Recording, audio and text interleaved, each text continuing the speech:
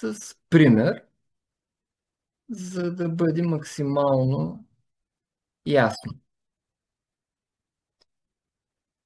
И така, първия бонус, който обсъждахме, това е бонуса за развитие на структурата. Максимално 23%. От предния път е тази табличка. Тя показва, че взимаме от страничния си оборот 5%. От страничния оборот на партньорите, които са наша първа линия, или ако са 6-то ниво и нагоре, или от целия оборот на петиците под нас, които са първа линия, взимаме 4%. Втората линия 3, трета 2 и надолу, както са изброени в табличката. Това е част от маркетинговия план. Също така говорихме за така наречената компресия. Ако някой не защитава нивото си, маркетинга го прескача. Т.е. не го брои за линия, иначе казано не намаля процента, като стигне до първия, който вече има квалификация. Така, ето един пример, който аз съм подготвил. Този пример е абсолютно реален, от реална ситуация. Аз съм сменил имената само. И номерата, разбира се, за да няма притеснения, ако някой се разпознае. В този пример гледаме и ще разгледаме бонуса на Иван Иванов, който е 7-ма степен. Тук ще покажа, така съвсем набързо, вярвам, че сте наясно, но все пак какво показва анализа на нивото в сайта. Това е картинка от анализ на нивото в нашия сайт. Значи, първата зелена петица означава, че тази линия е квалифицирана. Тоест, за моя спонсор тя е квалифицирана линия. Аз съм част от квалифицирана линия. Това е първата петичка най-вляво. След това е номера, ID-то, след това е името на човека. Следващото кръгче показва едни цифрички в червено или в зелено. Ако са в зелено, това означава, че този номер, този партньор е квалифициран, самия партньор. Ако е в червено, партньора не е квалифициран. Но, както виждате, може той да не е квалифициран, обаче да е част от квалифицирана линия, както е със случая с Иван Иванов 1-1, нали, на втория ред. Следващата колонка показва пивитата лична активност. Значи, ако гледаме на Иван Иванов, който е 7-ма степен, защитена 7-ма степен, т.е. квалифициран 7-ма степен акаунт, понеже седмицата е в зелено, 440 пивита е личната му активност за този месец. Следващата колонка показва страничния му оборот. 5723 пивита е страничния оборот на въпросния Иван Иванов за този месец. Третата колонка показва общия оборот в неговата структура за този месец. 27168 пивита е направила цялата му структура. И четвъртата колонка показва натрупания до момента оборот, откакто е започнал Иван Иванов работа в нова ера. След това има една колонка, в случая те са две цифрички, 2 наклонена черта 2. Това означава, двето е първата двойка е колко квалифицирани линии има този месец. Т.е. колко линии е квалифицирал Иван под себе си. А втората колонка показва колко би могъл да квалифицира. Значи, ако беше 2 от 4, да речем, това означава, че той може да защити до 9-та степен, но защитава само 7. Това показва първата цифричка брой квалифицирани линии, втората колко максимум би могъл този партньор да квалифицира за съответния месец. Знаете, че понякога може и да сме 10-та степен, а да защитим 6-та. Тогава ще пише 1 от 6. Нали? Това ще е написано в тая колонка. Така, ето го и примера и обяснявам бонуса как се взема. Там отдолу е написано. 5%, виждате лично в табличката 5%. 5% Иван ще вземе от собствения си страничен оборот, който е 5723 пивита. Нали? Втората колонка от пивитата. Към тях обаче добавяме 350 пивита, които са, под него има един Петър Петров, който е неквалифициран, но е пуснал този месец лична активност за 350 пивита.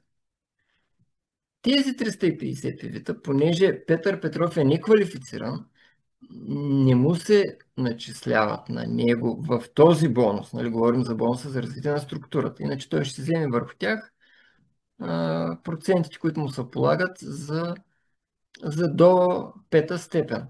Но независимо, че той е в такава линия, че може да защити шеста степен, този месец той не се квалифицира, т.е. не защитава нивото си. Въпреки това е пуснал оборот и този оборот, 350 пивита, се добавя към нашия страничен, в случая към страничния оборот на Иван Иванов. Поради тази причина Иван Иванов ще вземе 5% от собствения си страничен оборот плюс тези 350 пивита или 5% от 6073 пивита. Надявам се да го обяснявам достатъчно ясно. Това е така наречената, в случая се използва компресия. Ето, Иван Иванов едно, нищо не е пуснал, той въобще не го брои маркетинга. Компютъра го прескача. Следващия, макар да не е квалифициран, той пак се компресира и не се брои, но неговия страничен оборот се добавя към страничния оборот на първия квалифициран над него. Говорим за квалификация 6+. Нали? Не говорим за квалификация до пето ниво. Тук трябва да е този бонус за развитие на структурата се дава от 6-та степен нагоре. Така, продължаваме надолу. Под Петър Петров има Петър Петров 1, който е защитил 6-та степен. Защитил е 6-та степен. И се явява наша първа линия. По тази причина ние вземаме от неговия страничен оборот, виждате 3004 пивита, взимаме 4% или 120,16 пивита. Под него има Веска Василева, която също е защитила 6-та степен. От нейния страничен оборот тя се явява наше второ поколение. Тоест, от нейния страничен оборот, като второ поколение, вече взимаме 3%. От 4331 лева, колкото е нейния страничен оборот, или взимаме 129,93 пивита. В този пример имаме и трето поколение. И това е вече петица. Това е петица Веска Василева 1. Тя защитава петицата си и от нейния страничен оборот, който е равен на целия и оборот, знаете, че до пета степен страничният оборот е равен на целия оборот в структурата на човека. От него взимаме 2%. Или 2% от 3019 пивита вече са 60,38 пивита. Освен това, тук в този пример имаме и Иван Иванов 2, който се явява първа линия. Първа линия. Той е пета степен, но е наша първа линия. Нали? Защото, вижте как той е едно, те са успоредни тия линии. Иван Иванов 1 е успоредна линия на Иван Иванов 2. И двата са първа линия. От него, т.е. вземаме от целия му оборот, понеже той е пета степен, вземаме 4% или 4% от 10 741 пивита. Това са 429,64 пивита.